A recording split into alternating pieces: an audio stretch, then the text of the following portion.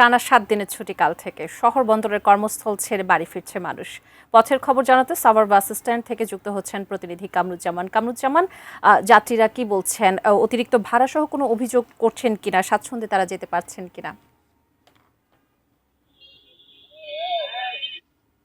মুন্নি, আমি যেমনটি আপনি বলছিলেন, আসলে এই মুহূর্তে আমি রয়েছি ঢাকা রিচা মহাসড়কের ঠিক একদম। আমি কিন্তু সাভারের যে মহাসড়কেই কিন্তু রয়েছে, সেখানে আপনি দেখতে পাচ্ছেন যেরই মধ্যে কিন্তু যে নারীর টানে কিন্তু বাড়ি ফিরছে মানুষ। সাভারে কিন্তু থেমে থেমে আমরা দেখেছি যানজট কিন্তু রয়েছে। তবে একটা বিষয় আপনাদেরকে জানিয়ে রাখি যে আমরা কিন্তু যারা যাত্রী তাদের সাথে কথা বলেছি, যাত্রীরা বলেছে যে যেই ভাড়া ১,০০০ টাকা নিচ্ছে, সে ভাড়া কিন্তু আগে ৬০০ টাকা ছিল, এবং যে ভাড়া অনেকেই ১২০০ টাকা নিচ্ছে কিন্তু সে ভাড়া ছিল ৭০০ টাকা। এভাবেই কিন্তু আসলে ভাড়া বৃদ্ধির কথাগুলো কিন্তু যাত্রীরা মনের ক্ষোভ দিয়ে আমাদেরকে জানিয়েছে। এছাড়াও কিন্তু যে কথাটি বলছিলাম যে আগামীকাল থেকে টানা ৭ দিনের ছুটি এবং ৩১শে মে পর্যন্ত কিন্তু এই ছুটি চলবে, এবং ১ তারিখ থেকে কিন্তু সরকারি অফিসগুলো খোলা থাকবে।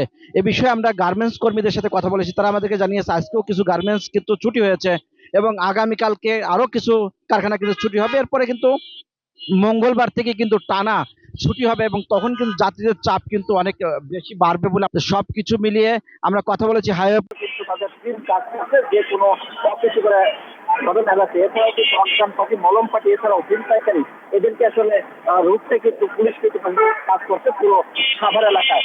এবং আপনি জানেন যে নারীর ছেলে বাড়ি ফিরছে মানুষ কিন্তু যেভাবে তারা ছুটছে, আমরা কিন্তু আপনাদেরকে দেখিয়েছি।